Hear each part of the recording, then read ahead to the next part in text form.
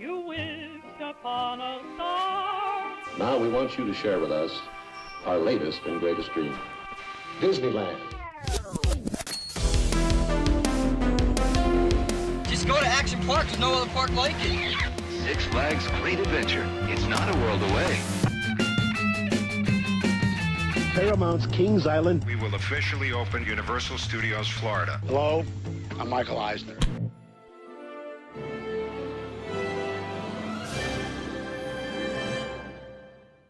Now, here is your host. Hello and welcome back to the Defunctland Podcast. My name is Kevin Perger. Today I am joined by the extremely talented puppeteer Noel McNeil. Noel, it is an honor to have you on today. Thank you. Thanks so much. So we just had the first episode of a new spin-off to Defunctland called Defunct TV, and the focus was on Bear in the Big Blue House. I'm going to let you drive this conversation. So to start off, can you just tell me a little bit about your involvement with that show? Yeah. Basically, I was the puppeteer, and I have to say voice, because the thing is, for some reason, people think if you just say puppeteer, then they'll say, oh, did you do the voice too? It's like, yes, I did. That's what being a puppeteer means. You get to do the puppet, and 99.9% of the time, you do get to do the voice. So I was the voice and the puppeteer inside Bear, which was, as I called it, the Big Bird technology, because I was inside, and he's what's called a full body puppet, or a walk-around puppet. It's because you can actually walk around.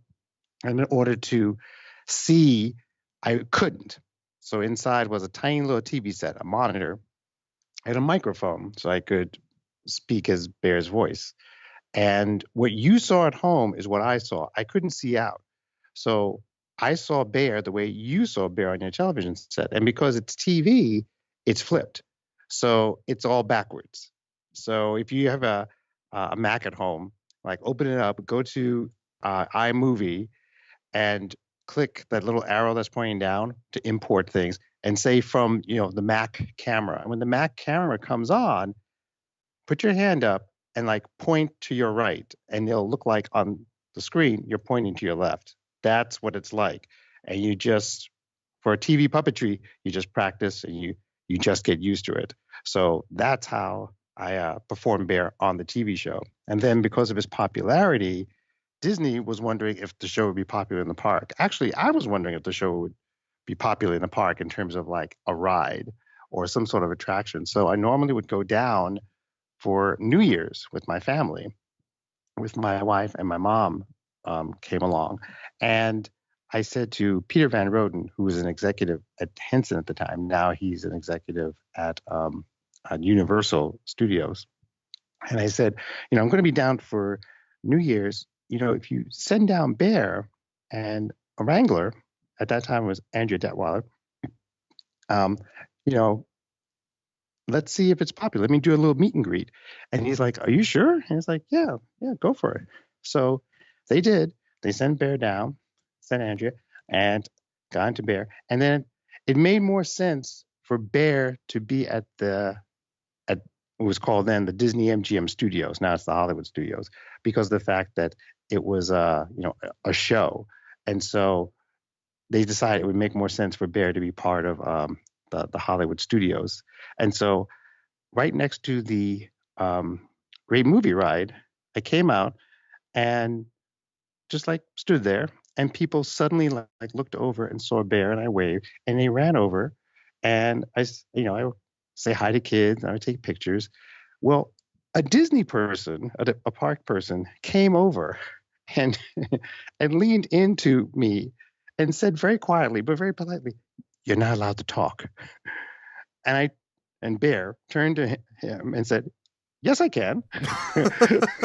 And I said, "No, you're really not allowed to talk." And Bear put his hand on his shoulder and said very politely, "No, really, I really am allowed." And that's when the Henson people explained to him. They're like, "No, this really is Bear from the TV show." And it's like, oh.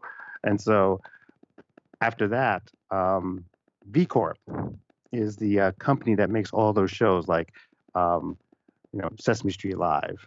And I think they were part of like the Ice Capades for a while, but they were part of those arena shows. And so they were wondering too if Bear would also be a popular attraction for an arena show.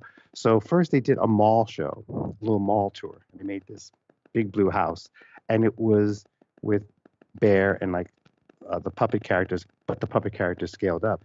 It was such a hit that Disney just bought it, lock, stock, and big blue house, and put it into the soundstage at the Disney MGM studios, and it became Bear in the Big Blue House live. And it was a huge success. And so for that show, that's when, and for the mall tour in general, that's when myself and my co-stars, Peter Lynch, Tyler Bunch, and Vicky Eibner, that's when we recorded our voices, the character voices, and had puppeteers trained to lip sync along. I went to initially went to B Corp in Minneapolis and consulted and trained with the Bear puppeteers, and Tyler Bunch trained the Ham puppeteers. And the same thing happened in Disney World. They had puppeteers there, but we went down and consulted with them and told them, like, this is how this character would move. This is how, even little things, this is how this character would listen. And also, whenever you get a chance, like, look at the audience, because they're part of this too, because that's what we always did on the show, especially Bear. Bear would look at the audience to keep them engaged and to keep them focused, as well as to the occasional adult out there. Bear would often like lower his eyebrows and kind of give that sort of, you've been through this, what I'm going through moment, especially with the otters messing up the living room. So it was a huge success. After that, that's when Disney got the bright idea, hey, you know what? We've got a lot of other shows on, Playhouse Disney. In fact, instead of like creating separate shows for them, why don't we try and like fit them into the Bear show? And so that's what they did. So Bear in the Big Blue House became Playhouse Disney Live. And they shoehorned in all these other characters so that Bear became an intro and an outro. And the tying thread was Tutter and the human host. And I think the human host was, it had a name that could be either male or female. So this way they could switch out the human host. Like, I think it was like Terry, like one of the, so it was like Terry could be a guy for some shows, or Terry could be a girl for some shows. And then they would see these like tales that helped Tutter get through his shyness. And so it would be tales from Stanley, or from the Book of Pooh, or and eventually just like had all the puppet versions of these like cartoon characters. And then it would wrap up with Bear and Luna and everybody singing the goodbye song. And then when Bear stopped airing, that's when they took Bear out, and then it just became, and that's also when it went from being Playhouse Disney Live to being Disney Junior. And so they just revamped the whole show. So now it's Disney Junior Live, and it's all puppet versions of what's currently on the Disney Junior. So that's how that all evolved. So for the parks anyway, and Bear got to be a part of the Christmas parades that would air, the Disney World Christmas parades, which would always be shot around November. Like the segments, they would shoot in November. So at the time when you would watch the Christmas parade, they would cut live to the parade like on Main Street, USA. But any like cutaways to like celebrities or other characters, that was all pre-recorded like over a month in advance. And like around like the 1st of November. And so Bear would get to go down and do those segments. In fact, one time there was like at the end there was like a whole big, they wanted to have a big crowd scene with all the characters and the Santa Claus float and everybody there. And so, and that's what they would do too. They would also pre-record the parade so that in case of inclement weather on Christmas Day, they had a parade to fall back on. And so they had this big crowd scene, and Bear was up front with Clay Aikens and a couple of the celebrities and Wayne Brady. And behind him is like all the Disney characters like Mickey and Minnie and Baloo and Pluto. And so but they wanted a photo of everybody. So, oh, everybody look up here, smile. And Bear turned around and said to the characters, say cheese. oh, just kidding.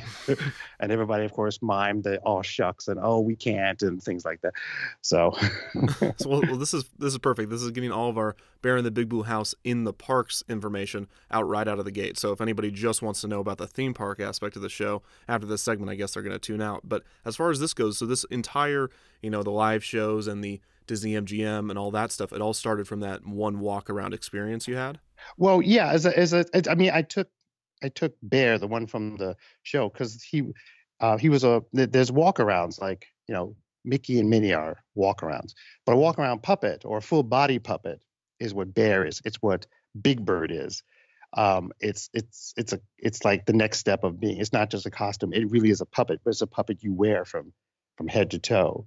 And so I took Bear down, and this way I was able to walk around because at that point, that's when the crafty people at Muppets at the Henson Company had figured out how to put a camera into Bear's left eye.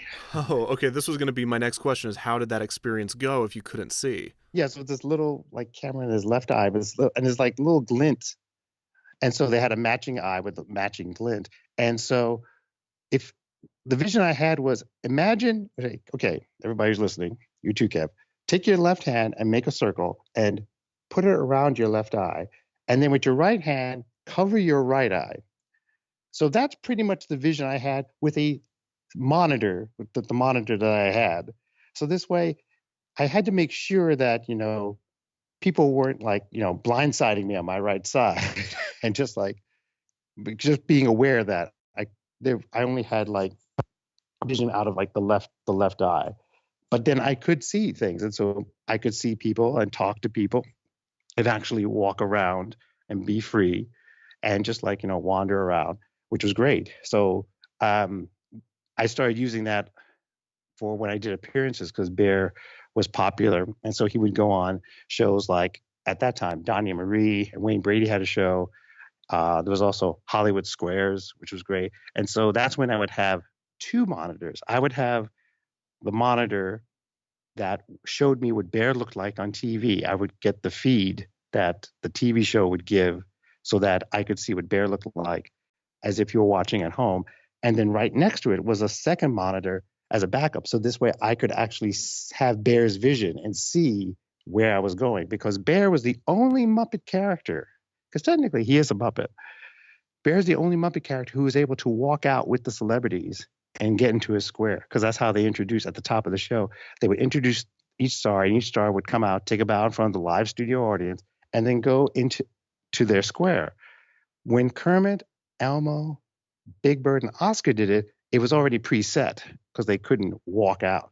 But Bear could, and I was very proud of that.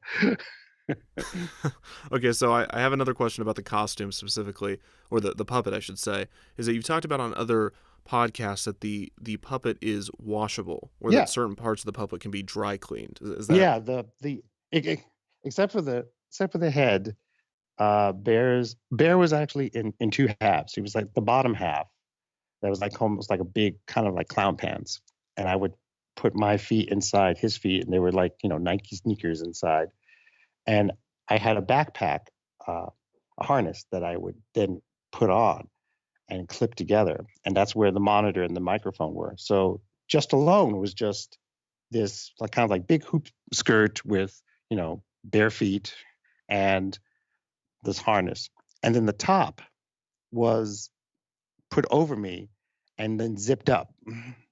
And so, but considering that it got warm, because fur is warm, at one time I put a thermometer inside because people asked me how hot does it get in there, and at one point during the height of doing the monologue and then doing a dance, it got up to like 92 degrees inside, but it's a dry heat. And I'm sure.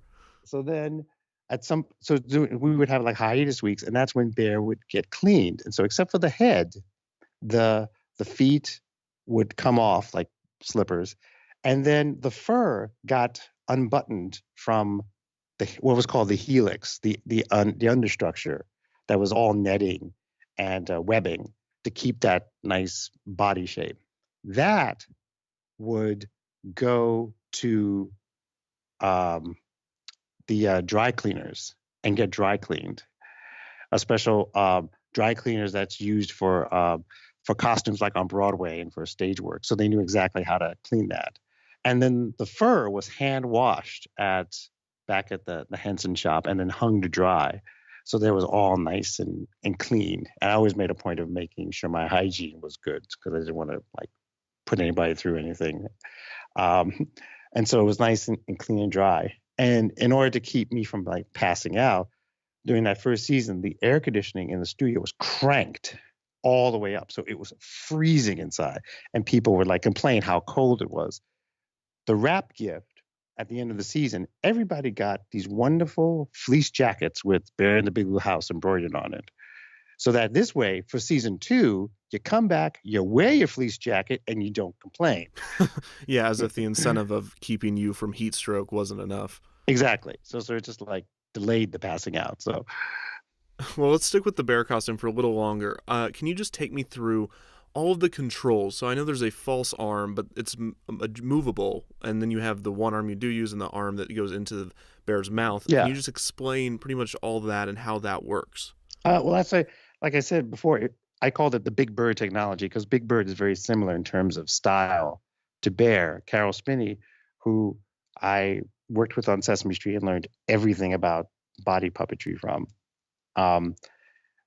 Big Bird, he wears Big Bird's legs like a pair of pants, and then you put Big Bird on top of him, and Carol puts his right arm straight up into Big Bird, and his hand goes into Big Bird's beak, and he has a little control on his index finger or his pinky to make Big Bird's eyelids go up and down.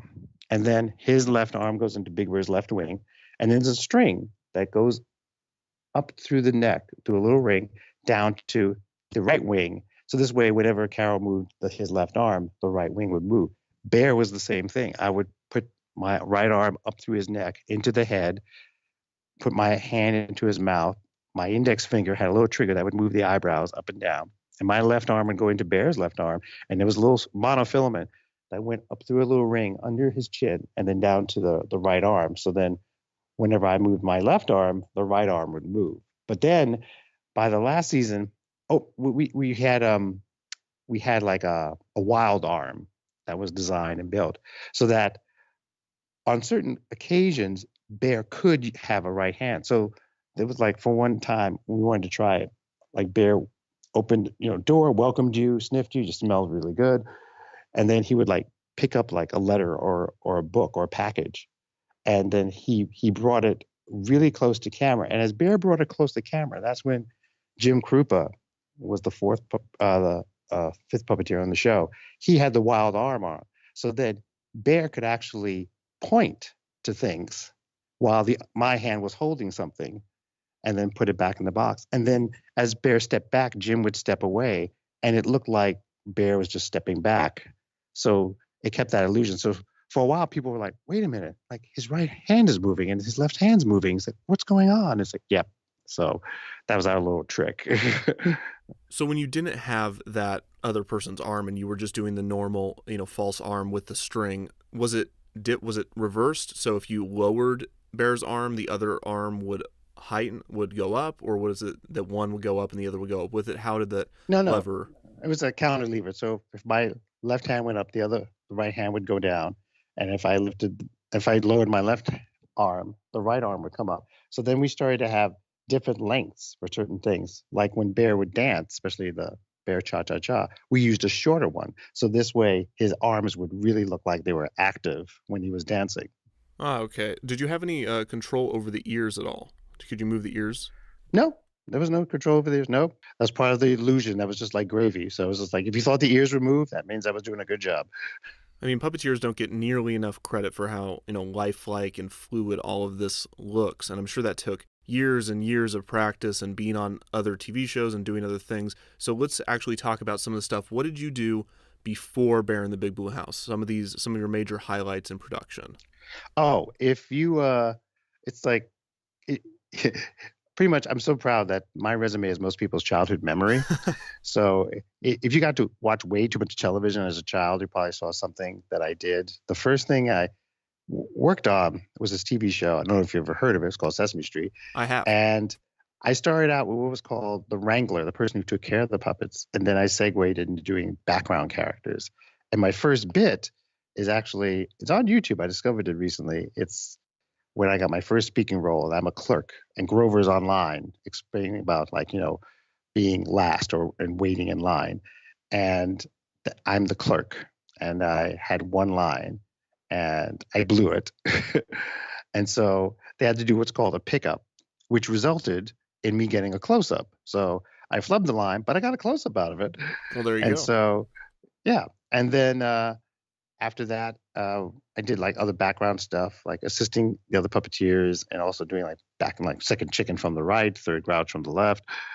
And then I got to do a speaking role for the first Sesame Street movie called Follow That Bird, and I was the chair bird, this bird in a turban that sets up the whole movie. She's the head of the Feather Friends Society, this self-righteous social service for birds that wants to place Big Bird with his own kind. And so that was like another role for me, as well as being Carol's understudy. So for certain shots, like Big Bird in a haystack or getting, chased by a plane, that's me instead of Carol.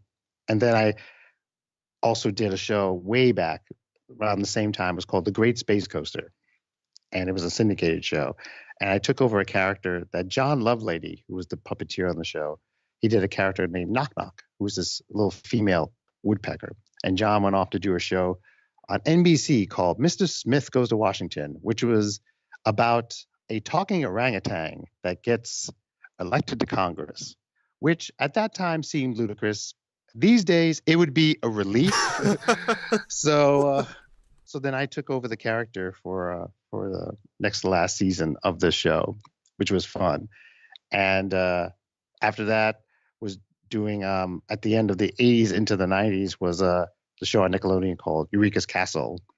And I got to be a character named Magellan, who was a dragon, and who was very similar again to Big Bird and to Bear. He was a full body puppet that I wore. And after that, then through the 90s, there were shows like I worked on shows like Ubi and I found Ubi. Oh my gosh. Ubi was in the 90s, like the early 2000s, but Ubi and Between the Lions, and I also worked on Jim Krupa and I worked on the original Snuggle Bear commercials, and I did the third Teenage Mutant Ninja Turtle movie, Ninja Turtles 3, when they go back in time, and I was the puppeteer for Raphael. And Matt Hill, who was a voice actor, he was inside Raphael. And so Matt would do all the acting and the body movement, and I would manipulate the head, the facial features by remote control off camera.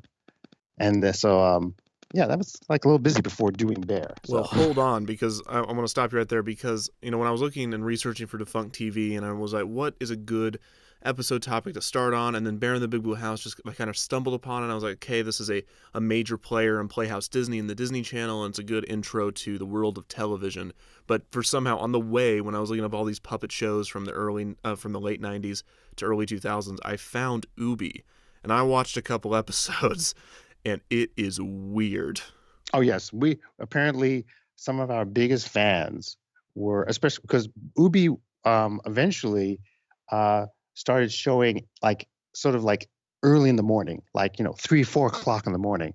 So eventually some of our biggest fans became kids coming back from parties who were just really stoned and would just sit and just watch Ubi and just love the fact that these hands were just talking. And yeah. I can totally imagine two stoned guys watching Ubi at 3 a.m. and just looking down at their hands and being like, "Oh my gosh, my hands were puppets the whole time." Yeah, it was for those of you out there who don't know it, Ubi was the show created by the guy who created the Wonder Pets. That was right after Ubi, but it was a puppet show. But the puppets were our bare hands, and on top of them were glass eyes. That's it. And if you're lucky, they will pay you to do this. And the characters would only speak one word or two words at a time. And so my character was Keiko, and he wore a little red hat. And he would say things like, "You, Ubi, friends, perfecto, mwah." That's it. It's just that's, and so it was really fun when we did the musical episode, because the characters were going to put on the play Little Red Riding Hood, and we thought, how are these characters going to do a musical if they're only allowed to speak 1 to 2 words at a time? But it actually worked. It was actually one of the best episodes we ever did. It was really funny. Yeah, it was with Tim Lagasse and Stephanie DeBruzzo, and again Tyler Bunch. We were the main puppeteers for the show, and it was great. We did 2 full seasons of that, and it was really fun. And yeah, looking back now, it's just like it's still such one of those wonderful, weird little shows that came along. That was such a treasure. Yeah, it's unfortunate that there are not more puppet shows now. I mean, we have a lot of animations. I mean, CGI is so easy to do now for TV studios. I really think that there was so much more depth and places and chances for world building with these puppet shows, and there's just not as many anymore. Yeah, I mean, like I said, there were the artists at the Jim Henson Company, the way they designed and built Bear and the characters, and Jim Krupa, who was one of the puppeteers for Bear. He had a company named 3 Design Studio, and they're the ones who created the characters for Eureka's Castle and for another Nickelodeon show called The Lego's Window, and they did some of the puppets for that. And they're truly underrated, the people who can make puppets, because people think, oh, a puppet, it doesn't cost that much. It's a puppet. So that's when professional puppeteers will get a call from producers like, so I have this great idea. I want to use a puppet. I want the puppet to do this and this and this and this and this. How much would it be? And the professional puppet builder will tell them the price, and they'll say, oh, well, I only have $100. And it's like, so in that case, it's like you want to tell them, okay, you know what? I want to do, a show that has this, this, this, and this. And they'll say, well, what's your budget? Oh, I don't have one. So can you make it anyway? I mean, it's that kind of mentality that we're dealing with. And they think that, it's just easier to do with animation. The classic story that I have is I had an idea for this great music show, a live action music show with a human host, Aaron Nigel Smith. Go to YouTube, look him up. He's a great entertainer for families and for adults. And he was going to be the main character and all these puppet characters on this island. And I had like a map of the island and little cutout figures and all the Bibles and great illustrations. And I was pitching it to one of the major American kids channels. And right off the bat, the producer said, it's puppets? I was like, yes. It's like, well, puppets are really geared towards really little kids. And I bit my lip from saying, but your channel is geared for really little kids. Right. And so I kept going to the point where it kind of felt like watching the last 20 minutes of Titanic. It was just that depressing after a while. And so I asked her, okay, in all seriousness, because I know you're going to pass on this, what do you really want? And she said, no, I'll be honest. If you can create a show, an inexpensive 3D, even 2D animated show, where during the course of the episode, the characters have to collect things that we can translate into merchandise the kids at home have to buy, that is what we want. That's depressing. Yep. People are always shocked, oh my God, oh my gosh. It's like, it's like, because somehow people are always shocked because it's children's television. But here's the thing I always tell them. Children's television is what's part of show business. And there's a reason why it's called show business. Yeah, but I personally think that approach actually results in less merchandising, because if your purpose is to go in and we're going to sell a lot of merchandise, we're going to do a lot of sales externally, and that's the purpose of the show, then the quality of the show is going to suffer, and then your fan base just won't be there to begin with. But Bear, on the other hand, I mean, that had a ton of merchandising, but Bear wasn't created for the purpose of merchandising. Oh yeah, we had it was like at one point the merchandise machine was just getting all the stuff out. I remember I did an appearance in England, and it was to promote the new line of Bear toys that was coming out for the Disney store. Back then, the Disney stores were huge. And so I went to this one mall, and I always had a 20-minute show of songs and interactive with kids. And so I went, and it was like packed. I mean, they figured like, they figured like, 50, 75 people. It was massive. I mean, all these people on the other floors looking down at Bear. And I did, I think I did one show. And at the end of it, the Disney Channel, the Disney store in the mall was so inundated. Every Bear item was gone. They made in that one day what they would have made the entire Christmas season. And for England, the Christmas season begins like in, October all the way through the end of December. They made their Christmas, like the numbers for the Christmas season for 3 months in one day because of this little talking bear out there just wiggling his butt and cha-cha-chaing. And I did an appearance at the back then it was the flagship Disney store in New York City on Fifth Avenue. And it was 3 floors and it was beautifully designed.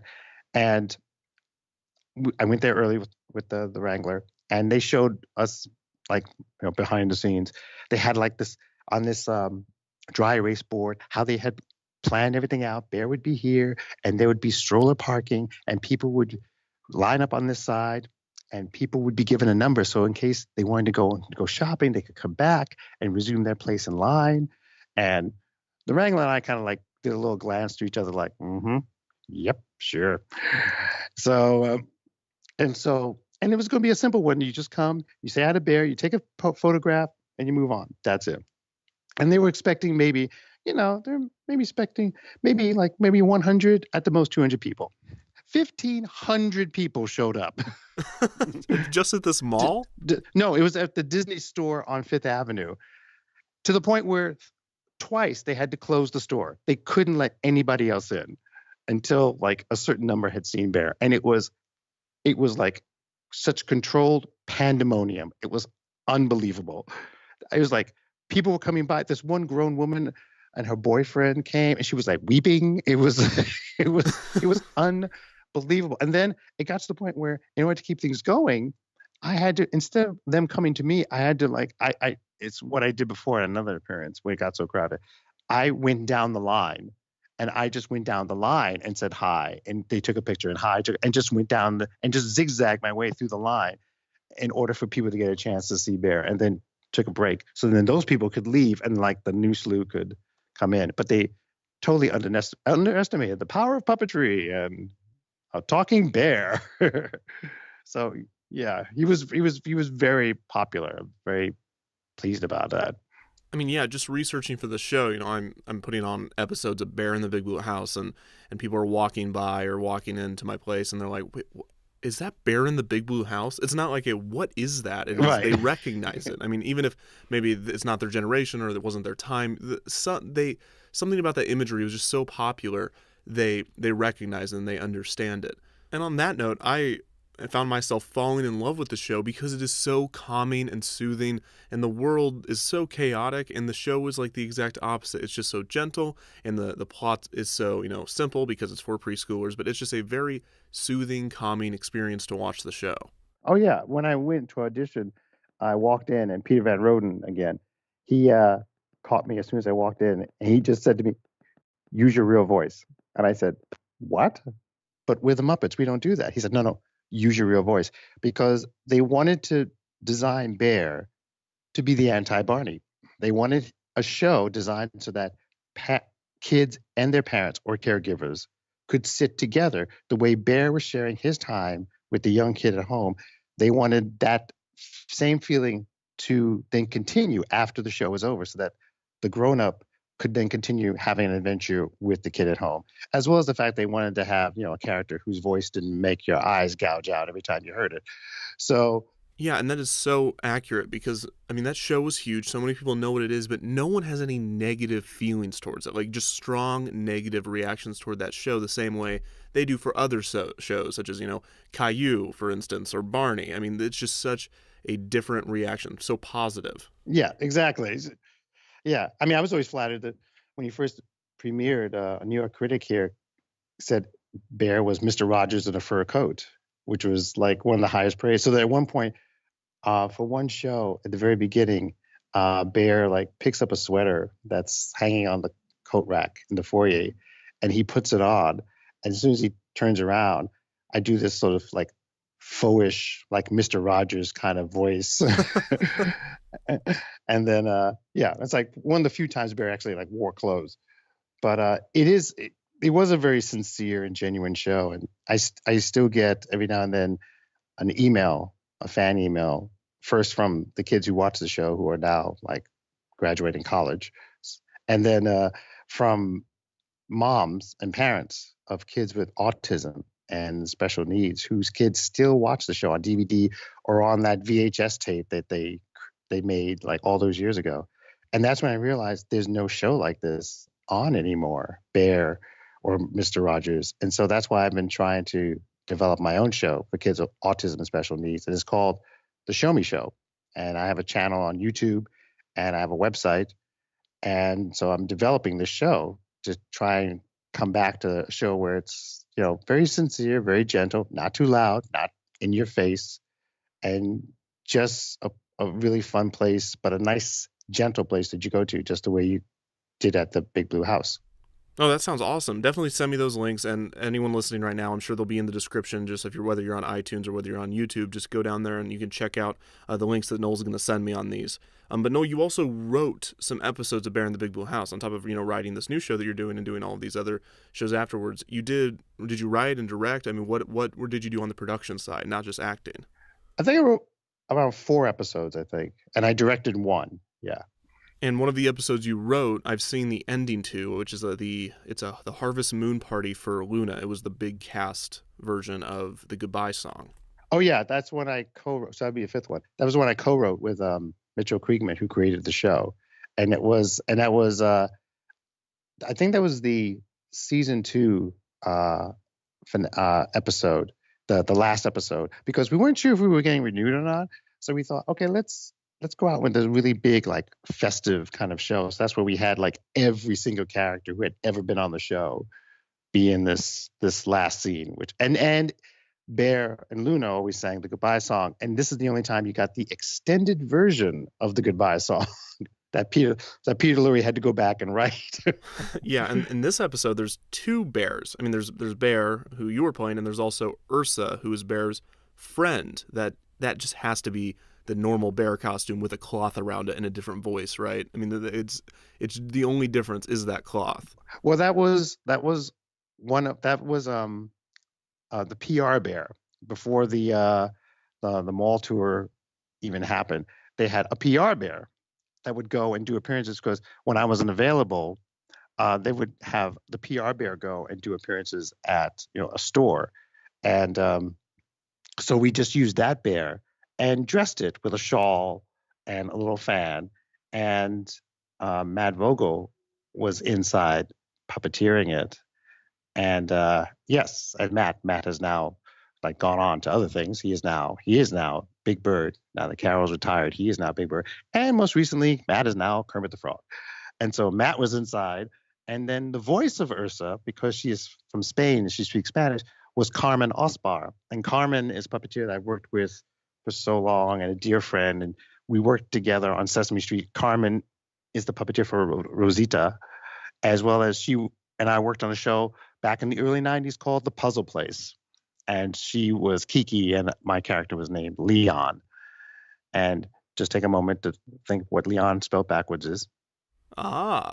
There you go. I get it. And so she was the voice, and so Matt was lip syncing along. And so it was kind of established that, Bear had this pen pal named Ursa. And at one point they did a split screen, like calling, and Bear like called each other. So for this show, that's when we had Ursa come to the Big Blue House. And it kind of became established that Ursa was kind of Bear's girlfriend, and they had a very special relationship. Because I see where you're going with that. Was Ursa Bear's girlfriend? Yes, Ursa was Bear's girlfriend. And we thought, you know what? Let's introduce the fact that Bear has a special friend, Ursa, and they like being together, and just like, yeah. So the last shot, Bear's in the kitchen, he's saying goodnight to you, and then hope you had fun at the Big Blue House. And then the back door, that's when Ursa says, "Vamos, Bear, you promised we could sit and watch the stars." And I said, "Oh yes." And so that's when she comes in and says to everybody, "Buenas noches, which means good night. And that's when they turn and go out.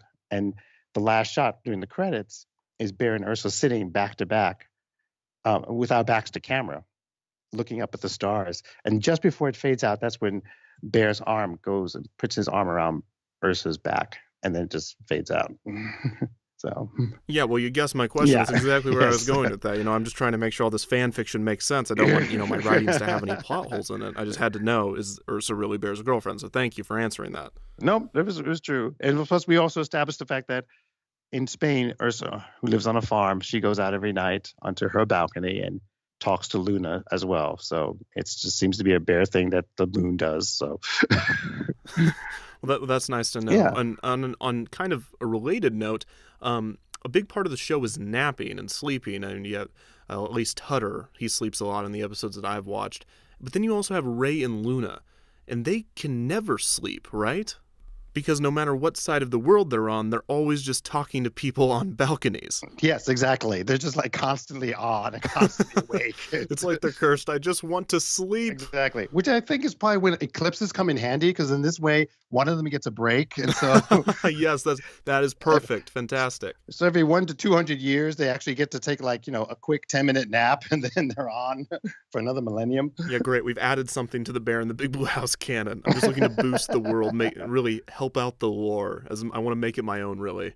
People always ask, like, who is Ojo? And I said, because, Tutter lives with Bear, because, Tutter and Bear were technically roommates. And then the otters live out in the otter pond, and Treatle lives in a tree nearby. And people would say, who is Ojo? Where does she live? And I always said that Ojo lives down the street. Okay. And her mom is like, this high-powered lawyer who like is always working, single mom. So then she allows Ojo to come and hang out at the Big Blue House. So it's kind of like sort of free daycare that she's taking advantage of. well, Ojo's a bear. Yes. And Bear's a bear. Yes. But they're not related. It's just like the Avenue Q song. We got it in the messy territory for assuming that they're related just because they're both bears. They're just friends. That's just friends. And people also ask me too, like, does Bear know, Kermit the Frog? And I would always say that, well, Bear knows of Kermit the Frog because Kermit's famous, just like Bear knows of Brad Pitt and, Angelina Jolie and George Clooney, because they're famous. But, Bear doesn't personally know Kermit, even though they are within that sort of Muppet family canon. Even though Bear's a Muppet, he doesn't know Kermit, but he knows of Kermit because the Muppets, in the Muppet world, the Muppets are celebrities. They are like, the celebrity equivalent, So this like the celebrities on Sesame Street, the characters on Sesame, they know Kermit because Kermit used to hang out there. But, they don't know Miss Piggy. They know of Miss Piggy, and they've seen her, but she's a celebrity. So, It's also super depressing to think that all the people on Sesame Street knew Kermit, and Kermit just totally forgot about them and went to become famous in Hollywood. Right. Well, actually, on YouTube now, there's this bit of Jim Henson and Frank Oz back in the early 90s. They made an appearance at MIT during the Puppeteers of America festival back then. And they're on stage and they're answering questions, they're talking about. And at one point, Jim pulls out Kermit and Frank pulls out Cookie Monster. And Cookie Monster begins to berate Kermit over the fact that he left his little friends on Sesame Street behind to go off and be big star, don't have time to come back and sing the alphabet. Oh, no. And it's really funny how Cookie's giving Kermit such a hard time. I love that. Again, we're building on the lore of all the Henson productions. It's great because there's so much. There's so many casts of characters, so many different properties to play off of. But, now it's split, right, between Disney and Jim Henson Productions. Well, because Disney owns Bear and the Muppets, and Sesame Workshop now has complete ownership of the Sesame Street characters. But the Jim Henson Company still owns, for instance, Fraggle Rock. They still own the Dark Crystal, which even as we speak, they're doing the new Netflix series over in London. And I have friends over there working on it right now, which will be coming out, I think, some point late this year or early next year. And it's a prequel to the Dark Crystal. So, yeah, so they are, and they've also done things for TV. They've done a new computer animated version of the Doozers, and they were involved in the exhibitions. There's the Jim Henson exhibition in New York at the Museum of the Moving Image in Queens, and then there's the exhibition of the Muppets and Jim Henson at the Center for Puppetry Arts in Atlanta, and so they were heavily involved in that. And there's also the Jim Henson Foundation and the Jim Henson Legacy that just keep just sort of like Jim's legacy, and Jane, his wife too, their legacy going and make people aware of it. And so they sponsor not scholarships, but the money you would need to order to help develop your puppet show or puppet piece. They do that every year, and they work closely with the University of Storrs, Connecticut, which UConn, which still has its 4-year puppetry program. And so so they're still involved in stuff. Okay, yeah. And so I have a few more bear specific questions. The first is pretty easy. Okay. How many times did you miss the swing? Well, for anyone that hasn't watched an episode where you do this, there's a giant swing in the middle of Bear's living room, and you just go over there, and you only get one hand, and you grab onto one of and then you jump on the swing. I mean, you had to have fallen a few times, right? I mean, was it just immediate, just first time, and you never fell? Because you're only using one hand. Just please tell me you at least fell once. No. If I did slip, I would always slip like kind of forward, but I never slipped backwards. But I learned that how to do it. Just like it would be like one quick little move and like up on it, and then kind of just very gently, just like rock back and forth. But yeah, there was a way to do it.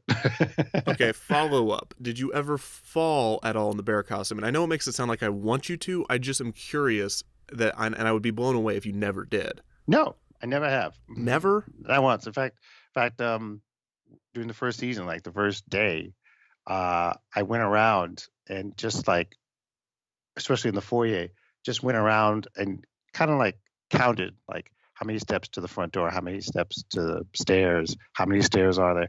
And then I started doing it with my eyes closed.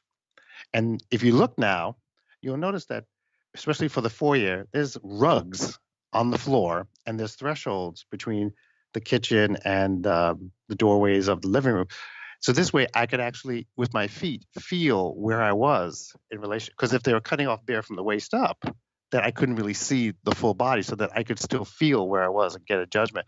And if Bear would like very gently, talk to you and step back, I could then feel the banister right behind me and stop. And then I could just turn around and start walking up the stairs. So it's kind of like if you suddenly were blind, learning how to live in your home. That's kind of like what it was like for the first couple of seasons. And also, this whole set was raised up 4 feet off the floor, so that they could pop out sections of the floor so that the other puppeteers could stand and just hold the puppets up over their heads, which would be up to Bear's waist. And then they would have kick plates, these pieces of 2x4 boards that would be on the edges. So this way, as I walked up to the characters, I could then feel with my foot the wood, and I would stop. And this way it prevented me from toppling on top of and crushing my co-stars. Well, I was just about to ask that. Again, one step ahead of me, because when you said there's giant holes in the floor, how did you not fall in them? So, yes, that's how. That answers that. Yeah. So I have another oddly specific question. There's no oddly specific question for a man who used to run around in a bear suit, so just ask away. Okay, great. Well, in that case, here's a very weird one, and I hope you've never been asked this before, but I just have to know, have you ever had an adult approach you on the street or at a convention and just say, you taught me how to go to the bathroom? Adults, not so much yet. So they are okay. Yeah, I guess the timeline, that'd be weird. Yeah, there's still a line that hasn't been crossed. So thank you out there. But when we did the episode, the potty episode, which is still sells really well on Amazon, the first day we were about to shoot, I told the crew as Bear, I was like, all right, we're going to be doing this for the next 3 days. You'll be hearing the following words: poop, pee, toilet, diaper. Get it out of your systems now. Okay, let's move on. I'm sure that was a particularly fun episode. Oh yeah. I mean, every episode was fun. I mean, our outtake reels were funny and occasionally naughty, but it's just like, because we're grown people too. So outtake reels for puppet shows can sometimes be some of the funniest, one maybe now and then risque things you've ever seen, which is why you never see them. Well, that actually leads me into my next question in that same vein. Otter Love, this song that is in one of the episodes, Yes. Pip and Pop finally get to do hip hop, and they sing or they rap the song called Otter Love, and you have some pipes on you, so you're in the back doing some smooth jam, doing some real soul stuff way in the back. And I mean, you had, when you were making this, it's a very, I don't want to turn a children's show that's supposed to be nice and kind and nothing more into anything but that, but there had to be a point where whoever wrote this and when you were performing it, you all looked around and just kind of like referenced how sexual that this song seems to be. Oh yeah, I mean some of the it's like it was one of the reasons why we always pre-record the song, because there was like another song where the Otters were going to do it live and they just kept messing it up, which was just so funny and just reinforced like, yes, this is why we take the time to pre-record songs. But this song was just really fun. All the songs on the show were just like really fun to do, and some of them were just like outstanding, like Otter Love. And even before that, Bear had a song called Love. And that was a fun song too. And then for the potty training, there was like, there was the, the toileteer song. And it was like, so it's just like all these like really silly songs because, it was entertaining for us. And it wasn't, the songs were never, quote, kiddie songs. They were all different styles. Even the theme song, if you look at the theme of the show, it's like, you've never seen that kind of a theme song for a kids show before. And so, so it's just like, it was some really heavy sax. Yeah. Just like breaking rules and it was very jazzy. It was very sort of like a jazzy, improvisational jazz kind of like opening, but it's for this kid show. And, and we did all kinds of styles. We did, hip hop, we did country, we did ballads, we did gospel. It was fun. And you also had the opportunity to do a 2 live crew style song called Otter Love. Yes, we did. So I'm sure it's on YouTube somewhere. I'm sure I don't have the rights to play it. But I'm sure it's out there, and you can definitely go watch it in lieu of me playing the entire thing. But this is a very, very fun song. And so on a different part of the show, you have the song portion, but the very beginning, Bear opens the door and he sniffs you and he asks, "What's that smell?" And he says something like, "Oh, you smell like berries, you smell like pancakes." One is like, "You smell like bananas." I mean, if you were sitting at home as a child and you were just sitting there and then you were eating a banana and then Bear was like, "You smell like bananas," wouldn't that just freak you out? Oh yeah. I've gotten occasionally like somebody has said that that particular day, they had oatmeal or they had taken a bath or they had brushed their teeth. And so it was just like, so it was like that sort of like, oh my God. But then also the flip side of that is that at that point, because Bear, technically Bear, if he's smelling you, he could see you, so he knows who you are. So then I realized doing these appearances, Bear kind of has sort of like, the Santa Claus thing where he knows you. So I could never ask a kid, "What's your name?" because Bear would know who you are. Right. He invited you into his home. Right. I hope he knows who you are. Yeah, exactly. So it's just like, so parents would occasionally tell me their name. And so that would be great. But I could never ask a kid, it's like, "Oh, and what's your name?" It's like, I would always say, "Oh, you made it. Oh, I was hoping you would come." It's like, "There you are. I've been waiting all day to see you." And just go with it like that. Just shy of, "Hey, you," it's just "Hey, sport." Yeah. Hey, bud, how you doing today? Champ. That's great. And so you did 3 seasons of Bear. Oh, wait, no, wait, you did. Actually, we did 4 seasons. We did 3 seasons. And then we actually did get the green light to come back. And that's when Mitchell thought, it's been 4 years since the start of the show. And our audience will have grown in those 3 to 4 years. So that's when they decided to have the kid characters go through new adventures, similar to what the kids at home would be going through. So Tutter started to go to mouse school and was getting ready to go to school. Okay, this is the Woodland Valley seasons. Yeah, Ojo was, learning to ride a bicycle, and Trilo was experimenting, being creative and doing art. And so we were going to do that. We were also going to explore outside the Big Blue House because that's what the kids at home were doing because now they were seeing more of their world. So that's why for the fourth season, the whole opening changed. So now you could see all of Woodland Valley, the town that Bear and his friends lived in, and you got a sense of the community. Then this was all planned in early 2001. Then something happened on September 11th, 2001. And that's when, after like took a break for like a month, we hadn't come back yet. And that's because we went back and it was decided that we were going to really concentrate on community and just show how community sticks together. It'll always be there for you. There was always going to be somebody there. The heroes in your community, like the firefighters, that kind of thing. And so that was like the new theme for the fourth season.